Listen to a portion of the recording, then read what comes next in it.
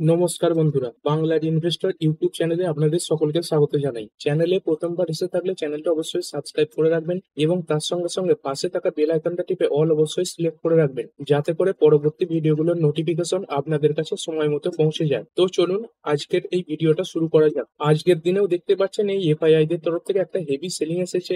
এই এফআইআই এরা আজকের দিনে 8,312 কোটি টাকার শেয়ার সেল করেছে এবং সেখানে এই ডিআইআই এরা 11,487 কোটি টাকার শেয়ার কিনেছে। তো দেখতে পাচ্ছেন এফআইআই দের যে সেলিং সেটা কিন্তু থামার কোনো নামই নেই, বরঞ্চ এই যে সেলিং সেটা ক্রমাগতই বাড়ছে। এক সময় 1,000-1,500 কোটি টাকার বিক্রি করছিল, তারপরে বাড়তে বাড়তে 3,000-4,000 কোটি হলো, তারপরে এখন দেখতে পাচ্ছেন এক এক দিনে প্রায় 6,000-8,000 কোটি টাকার করে শেয়ার বিক্রি করছে। তো এর পেছনে কি কারণ রয়েছে? দেখুন, এর পেছনে যে কারণ সেটা হচ্ছে ইন্ডিয়ান যে রুপি সেটা কিন্তু ক্রমাগতই দুর্বল হচ্ছে। আজকের দিনে দেখতে পাচ্ছেন আবার সর্বকালীন দুর্বল হয়ে গেছে। তো আমেরিকা যে ভারতের উপর টোটাল 50% ট্যারিফ বসিয়ে দিয়েছে, তারই যে এফেক্ট সেটা কিন্তু ইন্ডিয়ান মার্কেটের উপরে পড়ছে এবং অনেক বড় বড় ইকোনমিস্ট এটাই কিন্তু মনে করছে ইন্ডিয়ার যে জিডিপির গ্রোথ সেটা কিন্তু প্রায় 1%-এর কাছাকাছি কমে যেতে পারে। তো সেই ভয়েই ইন্ডিয়ান যে রুপি এটা কিন্তু দুর্বল হচ্ছে।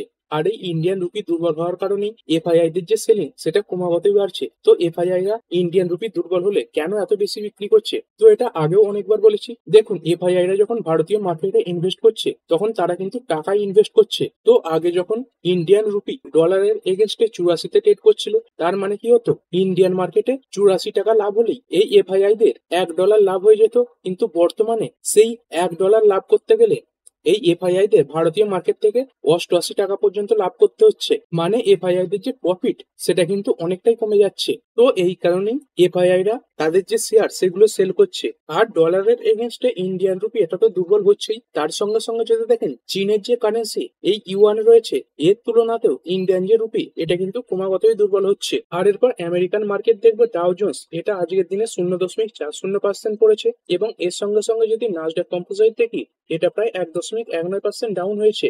আর আজকের দিনে আমেরিকাতে এই যে পিসিই এর যে ডেটা সেটা এসেছে। তো এই পিসিই এই ডেটা মানে কি, মানে আমেরিকার যে পাবলিকরা বাজার থেকে জিনিসপত্র কিনছে, তো সেই যে জিনিসপত্রের দাম সেটা বাড়ছে কিনা সেটাকেই বলা হয় এই পিসি ইন্ডেক্স। তো দেখতে পাচ্ছেন এই যে পিসি ইন্ডেক্স এটা এসেছে 2.6%। আর এর আগের বারে কত ছিল, 2.6% ছিল এবং অনুমান কত করা হয়েছিল, 2.6%। তো অনুমানের মতোই এসেছে, তার সঙ্গে সঙ্গে আগের বারে যে ডেটা ছিল সেটাই এসেছে। তো তা সত্ত্বেও এত পড়লো কেন? যদি দেখেন বর্তমানে এই যে ডেটা এটা কিন্তু এর পূর্ববর্তী যে কিছু ডেটা তার থেকে অনেকটাই বেশি। মানে আমেরিকাতে জিনিসপত্রের যে দাম, মানে বিভিন্ন পণ্য বলুন তার সঙ্গে সঙ্গে সার্ভিস বলুন সেগুলোর যে দাম সেগুলো কিন্তু অনেকটাই বেড়ে গেছে। কারণ ডোনাল্ড ট্রাম্প বিভিন্ন দেশের উপর ট্যারিফ বসিয়ে দিয়েছে। তো সেই ট্যারিফ বসাবার ফলে কি হয়েছে, বিদেশ থেকে আসা যে জিনিসপত্রগুলোর দাম সেগুলো আমেরিকান মার্কেটে বেড়ে গেছে। তো পূর্ববর্তী কিছু ডেটা দেখলে বুঝতে পারবেন। এইখানে দেখতে পাচ্ছেন এই এপ্রিলে দেখুন এই যে ডেটা এটা ছিল 2.3%। তারপরে এই মে 30 এই যে ডেটা এটা 2.1%, মানে এটা এপ্রিল মাসের ডেটা। তারপরে মে মাসের ডেটা এটা দেখুন 2.3%। এবং তারপরে ডোনাল্ড ট্রাম্প যবে থেকে এই বিভিন্ন দেশের উপর ট্যারিফ বসাতে শুরু করেছেন তারপরেই এই যে জিনিসপত্রের দাম সেটা কিন্তু বাড়তে শুরু করেছে। তো যেহেতু এবারেও এই ডেটা কমেনি সেই কারণে কিন্তু আমেরিকান মার্কেট একটা প্রেসার তৈরি হয়েছে। এরপরে যদি ইন্ডিয়ান এডিআর গুলো দেখি, ইনফোসিসের এডিআর এটা প্রায় 1%-এর কাছাকাছি ডাউন, উইপ্রোর এডিআর এটা 1.43% নিচে, আইসিআইসিআই ব্যাংকের এডিআর এটা সামান্য পজিটিভে রয়েছে, এইচডিএফসি ব্যাংকের এডিআর এটা 0.25% উপরে, ডক্টর রেড্ডি ল্যাব এটা 0.32% উপরে রয়েছে, মেঘমাই ট্রিপ এটা প্রায় 1.5%-এর কাছাকাছি ডাউন। এবং যদি যাত্রা অনলাইন দেখেন এতে যে ট্রেড সেটা কিন্তু এই মুহূর্তে হচ্ছে না। এরপরে যদি কথা বলি, আজকের দিনে প্রধানমন্ত্রী নরেন্দ্র মোদীজি তিনি জাপানে চলে গেছেন এবং সেখানে গিয়ে মিটিংও কিন্তু করছেন। তো এই মিটিং এর কিছু যে ফলাফল সেগুলো সামনে এসেছে সেগুলো আপনাদের সঙ্গে ডিটেলসে আলোচনা করব। প্রথমেই দেখতে পাচ্ছেন ইন্ডিয়া এবং জাপান এরা একটা পার্টনারশিপ করেছে আমাদের ইন্ডিয়া যে চাঁদে চন্দ্রযান 5 পাঠাবে সেটার ব্যাপারে। মানে এই চন্দ্রযান 5 এর ব্যাপারে ভারতের সঙ্গে জাপান এই দেশটা পার্টনারশিপে কাজ করবে। তো এখনো পর্যন্ত যে যে ডিটেলস এসেছে সেগুলো কি কি, তো কোন কোন বিষয় নিয়ে এই যে মিটিং সেটা হয়েছে দেখতে পাচ্ছেন। প্রধান যে দুটো জিনিসের উপর নজর ছিল সেগুলো হচ্ছে গ্লোবাল ইকোনমিক সিচুয়েশন। তো বর্তমানে এই যে গ্লোবাল ইকোনমি এটা কিরকম রয়েছে, তার সঙ্গে সঙ্গে ব্যবসা বাণিজ্যের যে সম্পর্ক, তারপরে কি কি প্রতিকূলতা রয়েছে এবং তার সঙ্গে সঙ্গে এই সমস্ত প্রতিকূলতাকে ছাপিয়ে কোন কোন দিকে সুবিধা বার করা যায় সেই সব ব্যাপারে কথা হয়েছে। তার সঙ্গে সঙ্গে এই যে ইম্প্যাক্ট অফ ট্যারিফ এই নিয়েও কথা হয়েছে। মানে বিভিন্ন দেশ যে বিভিন্ন দেশের উপর ট্যারিফ বসাচ্ছে, বিশেষ করে আমেরিকা এরা বিভিন্ন দেশের উপর ট্যারিফ বসিয়ে দিয়েছে। তো সেই বিষয়টা কিন্তু এই আলোচনার মূল বিষয়বস্তু ছিল। তো এই মিটিং এ এটাও ঠিক হয়েছে জাপান ভারতবর্ষে প্রায় $60 বিলিয়ন ইনভেস্ট করতে চলেছে, যাতে এই ব্যবসা বাণিজ্যের সম্পর্ক এটা বাড়ে। তো এই মিটিং এ বিভিন্ন বিষয়ে সহযোগিতার কথাও বলা হয়েছে। দেখতে পাচ্ছেন এই যেমন ব্যবসা বাণিজ্যের ক্ষেত্রে, তার সঙ্গে সঙ্গে ইকোনমিক সিকিউরিটি, তারপরে স্পেস এক্সপ্লোরেশন, তার সঙ্গে সঙ্গে এআই টেকনোলজি, এইগুলোর ব্যাপারে কথা হয়েছে। এবং এর সঙ্গে সঙ্গে দুটো দেশ জয়েন্টে একটা এআই ইনিশিয়েটিভও শুরু করেছে। তার সঙ্গে সঙ্গে বিভিন্ন বিষয়ের সাপ্লাই চেনের ব্যাপারেও কথাবার্তা হয়েছে, মানে সাপ্লাই চেন এটা যাতে স্টেবল থাকে সেই ব্যাপারে কথা হয়েছে। তো কোন কোন সেক্টরের জন্য কথা হয়েছে দেখতে পাচ্ছেন, সেমিকন্ডাক্টর, তার সঙ্গে সঙ্গে ক্লিন এনার্জি, টেলিকমিউনিকেশন, তারপরে ফার্মাসিউটিক্যালস এবং এর সঙ্গে সঙ্গে ক্রিটিক্যাল যে মিনারেল রয়েছে এইগুলোর ব্যবসার ব্যাপারে আলোচনা হয়েছে। তারপরে তো আগেই বললাম স্পেস কোঅপারেশন, মানে স্পেস টেকনোলজির দিক থেকে দুটো দেশ কিন্তু একসঙ্গে মিলে কাজ করবে। এবং তার সঙ্গে সঙ্গে এই যে ডিফেন্স ইন্ডাস্ট্রি, এইখানেও কিছু কোলাবোরেশনের কথা বলা হয়েছে। তো এর মাধ্যমে দুটো দেশেরই যে ডিফেন্স ইন্ডাস্ট্রি এইগুলো কিন্তু শক্তিশালী হবে। এবং এর সঙ্গে সঙ্গে মোদিজি তিনি কিন্তু জাপানের যে বিজনেসম্যানেরা রয়েছেন তাদের এই ইন্ডিয়াতে ইনভেস্ট করার জন্য এনকারেজও করেছেন। তো মোদিজি এটাই বলেছেন, এর আগে জাপানের কোম্পানিগুলো যেমন ডাইকিন, সুজুকি এইগুলো ভারতবর্ষে এসে একটা বড় সাকসেস পেয়েছে। তো সেই ব্যাপারগুলো দেখিয়ে তিনি বলেছেন এই জাপানের বিজনেসম্যানেরা এরা যেন ভারতে এসে তাদের যে বিজনেস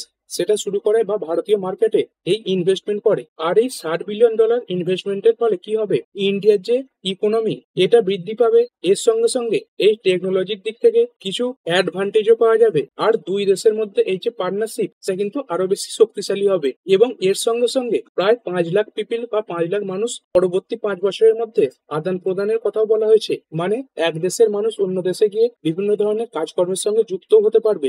এরপরে যদি ইউএস এবং ইন্ডিয়ার মধ্যে ট্রেডের ব্যাপার নিয়ে কথা বলি, তো কিছুদিন আগে এটা আলোচনা করেছিলাম, এই ইউএস এর যে ট্রেজারি সেক্রেটারি বেসেনজি তিনি এটাই বলেছেন ইন্ডিয়ার সঙ্গে এই ট্রেড ডিল নিয়ে পজিটিভ আলোচনা করতে চান। তো তারপরে মোদিজিও আজকের দিনে বলেছেন, দেখতে পাচ্ছেন India will continue to be friends, মানে ইন্ডিয়া এই যে বন্ধুত্ব সেটা বজায় রাখার চেষ্টা করবে। এরপরে আজকের দিনে এই ট্রাই জুলাই মাসে তাদের যে ডেটা সেটা পেশ করেছে। তো এই ট্রাই এর ফুল ফর্ম কি দেখতে পাচ্ছেন, telecom regulatory authority of India, মানে ইন্ডিয়ার যে টেলিকম সেক্টরটা রয়েছে এই ট্রাই সেটাকে রেগুলেট করে থাকে বা নিয়ন্ত্রণ করে থাকে। তো ট্রাই প্রতি যে মাসের ডেটা সেগুলো কিন্তু পেশ করে, মানে কোন মাসে কোন কোম্পানি কত পরিমাণে গ্রাহক হারালো বা কত পরিমাণে গ্রাহক পেলো সেই যে ডেটা সেটা সামনে আসে। তো দেখতে পাচ্ছেন এই যে জুলাই মাসের ডেটা এসেছে এইখানে দেখা যাচ্ছে এই বিএসএনএল তারা প্রায় 1 লাখ গ্রাহক হারিয়েছে এবং এর সঙ্গে সঙ্গে ভোডাফোন এরা প্রায় 3,59,199 জন গ্রাহক হারিয়েছে। তবে টোটাল যে সাবস্ক্রাইবার্স এর সংখ্যা সেটা কিন্তু কিছুটা বেড়েছে। দেখতে পাচ্ছেন এর আগে ছিল 1163.03 মিলিয়ন, সেটা থেকে বেড়ে হয়েছে 1163.51 মিলিয়ন, যেটা এর আগের বারের তুলনায় 0.04% বেড়েছে। আর অন্যদিকে যদি দেখেন আরো বড় বড় যে কোম্পানিগুলো রয়েছে যেমন ভারত এয়ারটেল, এরা 4,64,437 জন গ্রাহক অ্যাড করেছে। এবং এর সঙ্গে সঙ্গে রিলায়েন্স জিও এরা 4,82,954টা গ্রাহক অ্যাড করেছে। তো দেখতে পাচ্ছেন সব থেকে বেশি যে গ্রাহক সেটা অ্যাড করেছে এই রিলায়েন্স জিও, এবং সব থেকে বেশি গ্রাহক হারিয়েছে এই ভোডাফোন আইডিয়া 3,60,000-এর কাছাকাছি গ্রাহক হারিয়ে ফেলেছে। তো দেখতে পাচ্ছেন যে ডেটা এসেছে এর মধ্যে সব থেকে যে বেশি খারাপ ডেটা সেটা ভোডাফোনেরই এসেছে। আর বিএসএনএল এটা তো গভর্নমেন্টের কোম্পানি, এর উপর সেরকম কোনো ফারাক পড়বে না। আর অন্যদিকে এয়ারটেল এবং জিও এদের যে বিজনেস সেটা তো ভালোই চলছে, মানে এর যে নেগেটিভ ইম্প্যাক্ট সেটা কিন্তু ভোডাফোনের উপরে পড়বে। আর দেখুন ভোডাফোন কোম্পানিতে মাঝে মাঝেই দেখবেন এরকম বড় বড় স্পাইকও আসবে, মাঝে মাঝে এই এজিআর যে ডিউ রয়েছে সেই নিয়ে পজিটিভ খবর আসবে, তারপরে বাজার থেকে ফান্ড রেজিং এর ব্যাপারে কথা আসবে, তখন এরকম শেয়ার বেড়ে যাবে। কিন্তু যদি দেখেন কোম্পানির যে বিজনেস সেটা কিন্তু ক্রমাগতই খারাপ হচ্ছে, প্রতি মাসে এই যে ডেটা সেটা কিন্তু খারাপ আসছে। আর কোম্পানির একটা বড় পরিমাণে এজিআর ডিউ রয়েছে। তো এর আগে ভোডাফোন আইডিয়া এরা কিন্তু নিজেরাই এই যে ডট এদের জানিয়েছিল এই ডিপার্টমেন্ট অফ টেলিকমিউনিকেশন, কি বলেছিল, that it will not be able to continue operation beyond financial year 26 without government support on adjusted gross revenue due, মানে এজিআর এর ব্যাপারে গভর্নমেন্ট যদি ছাড় না দেয় বা কোনো সাহায্য না করে তাহলে কিন্তু এরা এই ফাইন্যান্সিয়াল ইয়ার 2026-এর পর তাদের যে বিজনেস সেটা কিন্তু আর চালিয়ে নিয়ে যেতে পারবে না। আর এটা 26শে আগস্টেরই খবর, দেখতে পাচ্ছেন ডট এরা কিন্তু বলে দিয়েছে এই এজিআর রিলিভ নিয়ে তারা আর কোনো চিন্তা ভাবনা করছেই না। এবং যদি দেখেন এর আগে গভর্নমেন্ট এই ভোডাফোন আইডিয়াকে একটা বড় সাহায্য করেছে, মানে এজিআর ডিউ এর বদলে এই ভোডাফোন আইডিয়ার যে স্টেক সেগুলো নিজেদের অধিগ্রহণে নিয়েছে। তো দেখতে পাচ্ছেন গভর্নমেন্টের কাছে 49% স্টেক রয়েছে, মানে গভর্নমেন্টও কিন্তু এরপরে তাদের যে স্টেক সেটা আর বাড়াতে পারবে না। তো গভর্নমেন্ট এরপরে স্টেক বাড়ালে কি হবে, এটা কিন্তু সরকারি কোম্পানি হয়ে যাবে। তো সরকার কিন্তু সেটাই চাইছে না। মানে এজিআর রিলিফের ব্যাপারেও কোনো ধরনের সাহায্য এই কোম্পানি পাচ্ছে না, এবং তার সঙ্গে সঙ্গে গভর্নমেন্টও তাদের যে স্টেক সেটা আর বাড়াবে না। মানে এটা কোম্পানির জন্য একটা খুবই চ্যালেঞ্জিং সময় হতে চলেছে। এরপরে কিছু কোম্পানি কিছু ছোটখাটো বা বড় বড় অর্ডার পেয়েছে, সেগুলো দেখে নেবো। প্রথম যে কোম্পানিটা, এটা হচ্ছে ইনফোসিস লিমিটেড। তো দেখতে পাচ্ছেন এই ইনফোসিস উইন্স 7 ইয়ার রেস 6,000 crore জিএসটিএন ডিল। তো কোম্পানি 6,000 কোটি মূল্যের একটি ডিল পেয়েছে, যেটা কোম্পানির জন্য পজিটিভ ব্যাপার, যেখানে এই কোম্পানিটা এই যে জিএসটিএন এই ব্যাপারে কিছু ইনফ্রাস্ট্রাকচার ডেভেলপ করবে। এর পরের কোম্পানি রিটস লিমিটেড। এই কোম্পানিটা যদি দেখেন আজকের দিনেই 25.30 কোটি টাকা মূল্যের একটি অর্ডার পেয়েছে। এরপরে কথা বলবো কার্নেক্স মাইক্রোসিস্টেম ইন্ডিয়া লিমিটেড। এই কোম্পানিটার ব্যাপারে, এটা আজকের দিনে দেখতে পাচ্ছেন 3.62% বেড়েছে। কোম্পানিটা যদি দেখেন এই ডিএফসিসিআইএল মানে dedicated freight corridor corporation of India, এদের তরফ থেকে 209.8 কোটি মূল্যের একটি অর্ডার পেয়েছে। তো কি বিষয়ে এই কোম্পানিটা অর্ডার পেয়েছে দেখতেই পাচ্ছেন। এই কোম্পানিটা কি করবে, সার্ভে করবে, ডিজাইন করবে, সাপ্লাই করবে, তারপরে ইনস্টল করবে, টেস্ট করবে, এবং তারপরে সেটাকে পুরোপুরি ভাবে তৈরি করবে। কি তৈরি করবে, কবচ সিস্টেম তৈরি করবে। তো এই কবচ সিস্টেম এটা মানে কি, এটা মানে হচ্ছে ট্রেনের যে সংঘর্ষ সেটা রোকার জন্য যে সিস্টেম। মানে ধরুন দুটো ট্রেন কোনো কারণে ভুল ট্র্যাকে চলে এলো বা মুখোমুখি আসছে, তো এই কবচ সিস্টেমের ফলে সেই যে দুর্ঘটনা সেটা কিন্তু এড়ানো যাবে, বা ট্রেনগুলো আগেই সিগন্যাল পেয়ে দাঁড়িয়ে যাবে। এবং কোম্পানির এটাই মূল কাজ। দেখতে পাচ্ছেন Kernex microsystem limited manufactures and sell safety system and software service for railway. মানে রেলওয়ের যে সুরক্ষার বিষয়গুলো সেগুলোই কিন্তু এই কোম্পানি প্রদান করে থাকে। এর পরের company oriental rail infrastructure limited. এই কোম্পানিটাও আজকের দিনে 4.39% বেড়েছে। তো দেখতে পাচ্ছেন নামের মধ্যেই রয়েছে রেল ইনফ্রাস্ট্রাকচার। তো এই কোম্পানিটাও রেলওয়ে সেক্টরে কাজ করে থাকে। কোম্পানিটাই রেলওয়ে বোর্ড এদের তরফ থেকে 60.68 কোটি মূল্যের একটি অর্ডার পেয়েছে, যেখানে এই কোম্পানিটা রেলওয়ে বোর্ডকে 1,05,000 এই কনস্ট্যান্ট সাইড বিআরআরস ম্যানুফ্যাকচার করবে এবং তারপরে সাপ্লাই করবে। এর পরের কোম্পানি এবিবি ইন্ডিয়া। তো এই কোম্পানিটা মূলত গ্রিন এনার্জি সেক্টরে কাজ করে থাকে, মানে সোলার সিস্টেমে কাজ করে। তার সঙ্গে সঙ্গে ইভি যে চার্জিং স্টেশন সেগুলো তৈরি করে থাকে। এই কোম্পানিটা আজকের দিনে এই সিমেন্স গামেসা রিনিউয়েবল এদের তরফ থেকে 174 কোটি মূল্যের একটি অর্ডার পেয়েছে, যেখানে এই কোম্পানিটা এই সিমেন্স গামেসা রিনিউয়েবল পাওয়ার এই কোম্পানিটাকে উইন্ড টারবাইন কনভার্টার সাপ্লাই করবে। এরপরে ক্রুড অয়েল দেখে নেবো ডব্লিউটিআই ক্রুড। এটা কিছুটা পড়েছে, 0.77% ডাউন রয়েছে, এবং ব্রেন্ট ক্রুড এটা 0.73% পড়েছে। তারপরে যদি গোল্ড দেখি, এই 1 গ্রাম 24 ক্যারেট গোল্ড 10,331 টাকায় ট্রেড করছে। আর যদি বিটকয়েন দেখি, বিটকয়েন অনেকটা নিচেই পড়ে গেছে। দেখতে পাচ্ছেন আজকের দিনে প্রায় 3.50% পড়েছে। আমেরিকাতে যে পিসি ইন্ডেক্সের ডেটা এসেছে সেটার প্রভাবই কিন্তু এই বিটকয়েনের ওপরে পড়ছে। এবং যদি দেখেন বিটকয়েন শর্ট টার্মে কিন্তু অনেকটাই পড়ে গেছে। দেখতে পাচ্ছেন এই 14ই আগস্ট থেকে প্রায় 12%-এর কাছাকাছি কিন্তু ডাউন রয়েছে। মানে এই বিটকয়েনে কিন্তু হেভি সেলিংও তৈরি হচ্ছে।